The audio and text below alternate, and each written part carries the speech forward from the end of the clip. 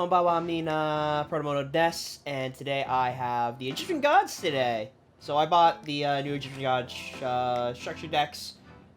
Yeah, these are structure decks, right? They're not starter decks technically, so they're structure decks, which is weird because they don't say it on the front.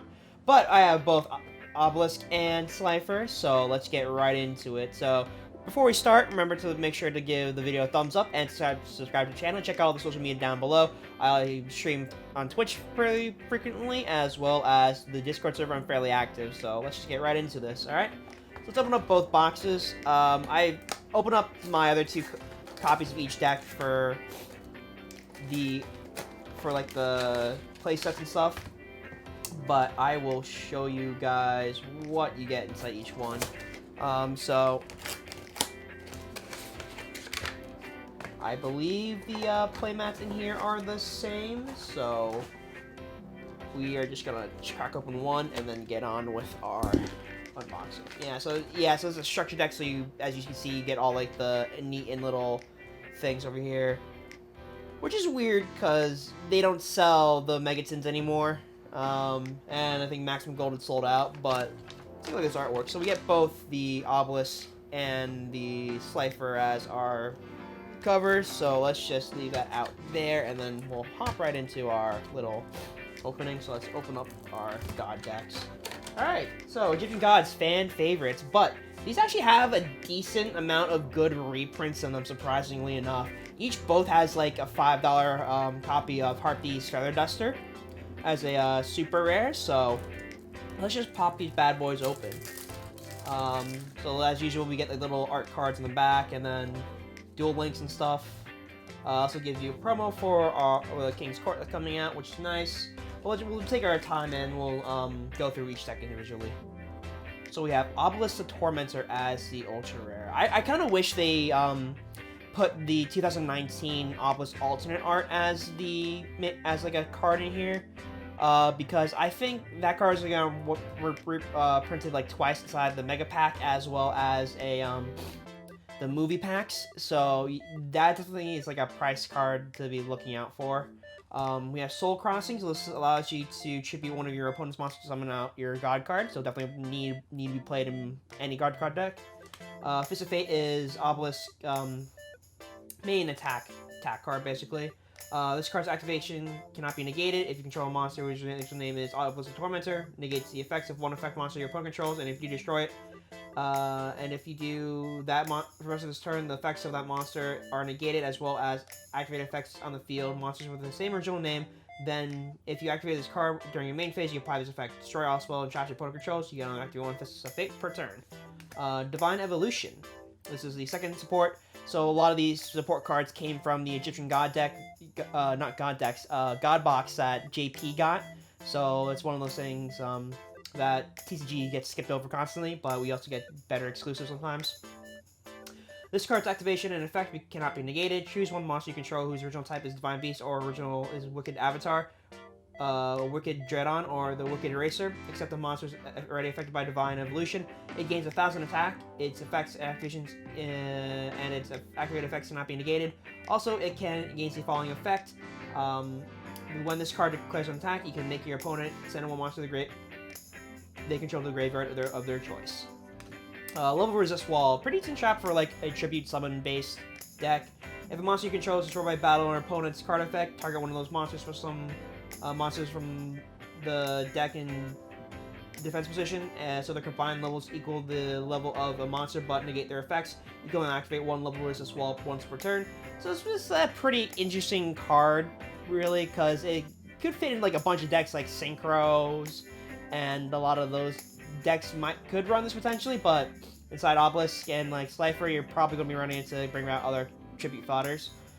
Angel 01. This is a really interesting card that they reprinted. It's basically a special summon if you have like a higher level summon or higher, so it's a free special summon. Maybe I could run this inside Pendulums, but we'll see. Mara. Also a really weird card, because you have the special by the effects of a worm monster, and there's only like a couple of worm monsters on the deck that actually do special summon this card out, so definitely one of those weird things. But here is the money card. This is the money card that you want to buy the decks for, because the deck's only like $10, but the Heartbeat Feather Dust is already 5, and every other support for the God cards are like $1 each. So you're spending about like $9 to $10 already. So you might as well just pick up the main deck and just get a couple of cards for yourself on it anyway. Nimble Momonga. Definitely a really weird GX reprint card. It's just more chippy fodder. It allows you to summon multiple copies of itself from the deck. Bazoo the Soul Eater. You can banish monsters and then make this your main beat stick. Cyber Dragon for a special summon as always. Hardened Arm Dragon. This was a weird one because you can special this card from your hand by sending one level 8 or higher monster from your hand to the graveyard. If you tribute this card for a tribute summon of level 7 or higher monster, that monster cannot be destroyed by card effects. It's a neat special summon, but you're still discarding your main God card because there's nothing else that's like over here that's like level 7 or higher. There's nothing else in the deck that's level 7 or higher, so definitely not the greatest card. Mega Hamster, flip, special summon one lower beast monster from your main deck in face down position. It's also for nimble support, I guess, if you want to call it that. Evil Swarm, basically special summon. Photon Sabers, more adding cards to hands. Evil Swarm, Salamandra, this is basically a banisher. Raw Disciple, as usual, the first of the God support that we had inside over here was basically you bring 3 of these out and then you tribute summon the next turn. Unmasked Dragon, I'll just special summon a War Monster. Nimble Beaver, also nimble support. Condemned Witch, also a really good reprint. This was only inside the first printing was a secret rare, and then the second one was a ultra rare. So this is like the first common printing of this card, I believe. So definitely really good for like Dark Lords and Forbidden Searchers. So then we have Gizmic Uka, the Festive Fox Vicinity, and then we have Gizmic Makami, the Thing, Ferocious Beast. We have Brain Control, Kaiba card, Monster Reborn, another Kaiba card, Different Management Castle, Kaiba card, Pot of Avarice. Pretty good. Definitely needs runs when you have to recycle a bunch of monsters into your deck. Double Something, really good reprint. I don't think this card's been seen like since like 5D's era, so definitely decent reprint. Forbidden Chalice is a common. Lance, Dress.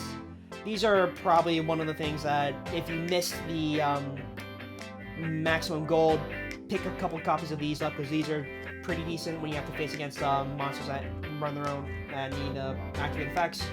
Supply Squad, Monarch Star 4th is basically just protection for higher level monsters. Call the Haunted, cloning, and then Drowning Mirror Force for your protection. Alright, so that's pretty decent, honestly. I really think these decks are pretty good for reprints, but not good for playability, obviously, like all structure decks. And a lot of the decks that that could only tends to print, really, is they're just mainly pass support. So alright, so let's take a look. Cipher the Sky Dragon as an ultra rare. Then we have the same Soul Crossing, allows you to tribute summon using one of your opponent's monster. Then this is the Thunder Force attack. This card activation and effect cannot be negated. If you control a face-up monster whose original name is Cipher the Sky Dragon, destroy as many face-up monsters your opponent controls as possible. Then if you activated this card during your main phase, you can apply these following effects. Draw cards equal to the number of monsters destroyed by this effect and send to the opponent's graveyard. Also, you can only attack with one monster this turn. You can only activate one Thunder Force attack once per turn. So that's like a decent like board clear. That's not bad, but it's still going to be a pain in the ass to get Cipher out if you don't have boards to build. Next up is a Millennium Seeker. This is a spellcaster effect monster. When you take 1,000 or more battle damage or effect damage, you can special summon this card from your hand. You can one monster in your opponent's graveyard, except a monster with blank attack. Yeah, your opponent can choose one monster from your deck, except the monster with blank attack. If they could choose not, or if the targeted monster has a higher attack than the chosen monster, special summon the targeted monster to your field, and if you do, shuffle the monster into the hand. You can only use each effect of Millennium Seeker one turn. Interesting. That's like really weird. Also, another side note. I think they changed the foiling for the ultra rares recently, because this feels a lot more texturous for some reason, a lot more shinier in certain areas. I really like it. I think Konami's really hitting it off with the printing for this one. Next up, we have a trap card, the Ultimate Divine Beast. This card reads, when an opponent's monster declares an attack, you can discard one spell or trap, target one Divine Beast in your graveyard, special summon it in defense position, then change the attack target to it during the end phase. If you control a Divine Beast monster, you can destroy all face-up monsters your opponent controls that activate their effects on the field each turn. You can only use each effect of Ultimate Divine Beast once per turn. So that's good if you discard. I think you could bring it back, but but it's kind of weird with like some of the wordings on the on the god cards because they can't be special summoned technically. So I think they bypass that restriction. But here we have Tellus, the little angel. If this card is sent from the monster zone to the graveyard, you special summon one Tellus wing token, or while you control a Tellus wing token, you can banish a card from the graveyard, add one spell from your hand, and one spell from your hand, and special summon two Tellus wing tokens. Also, you cannot special summon Versus turn except from your hand. That's interesting, because it kind of serves as pendulum support, per se. So if you have pendulums inside your hand, you technically could use this as fodder. But another reprint over here is Reactor Slime. This was inside the Legendary Duelist Season 6, I think, with Merrick's God card, with the Ghost Ray Raw. Yeah, that was it, the Ghost Ray Raw. But during your main phase, you can activate this effect for summon two slime tokens. You also cannot summon special summons for the rest of this turn except Divine Beast monsters. During the battle phase, you can attribute this card. Set one middle reflect slime from your hand, deck, or graveyard. It can be activated this turn. Alright, so it basically is a tribute to get your own middle reflect slime out in the field. And then we also have a copy of the Harpy's Feather Duster, which is $5, need I remind you, as a super rare, which looks absolutely fantastic. Look at that foiling. Next up, we have Breaker. You know what it does. One spell counter, and then you could pick it off to destroy a spell or trap. Beast King, special summons, Nine-Tailed Fox, also special summon. Phantom Sky Blaster, token generation, card guard, card protection. Calico Claw Crow, this is interesting because like these things have been reprinted inside the Maximum Gold, so it's kind of been here and there. But if you control Dark Monster, you can special summon this card from your hand, and you can special once per turn like that way. Electromagnetic Turtle, this is a pretty decent effect where you can just tribute it and it'll just end the battle phase straight right there.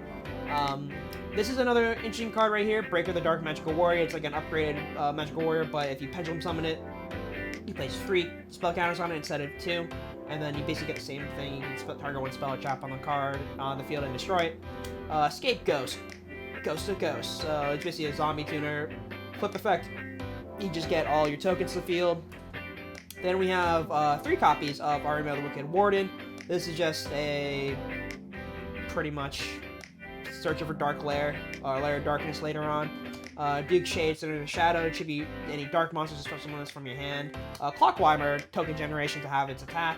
Tenyi, Vishuda, it's basically the Cyber Dragon. I really think that they put this in here specifically. They don't want to reprint Cyber Dragon twice for each deck, because it would definitely make the decks like more stale in a way.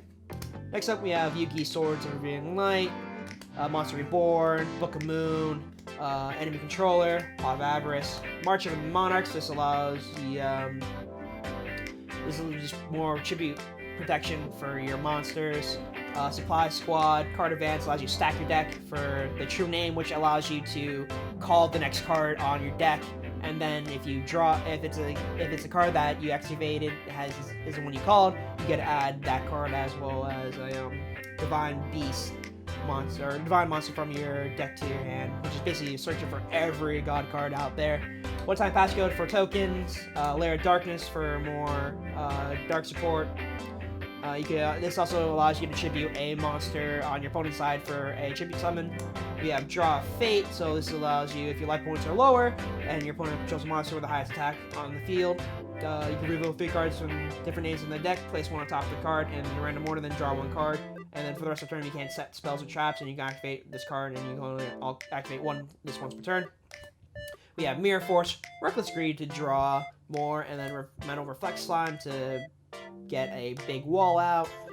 Golden Apple for more cloning, back to the front, and then finishing off, we have our little promo cards here. Alright, so that was pretty much it. I really think that these decks are worth the $10 just for some of the reprints, like Back to the Front and like other couple of things. It's no like Thunder Lightning Storm or Forbidden Droplets reprint, but it's a really good way if you missed out on Maximum Gold to get your copy of Harpy's Feather Dusters, as well as some nostalgic God support. So with that being said, thank you guys for watching. I will see you guys in the next video. So make sure to comment, like, and subscribe, and I'll see you guys then. Sayonara.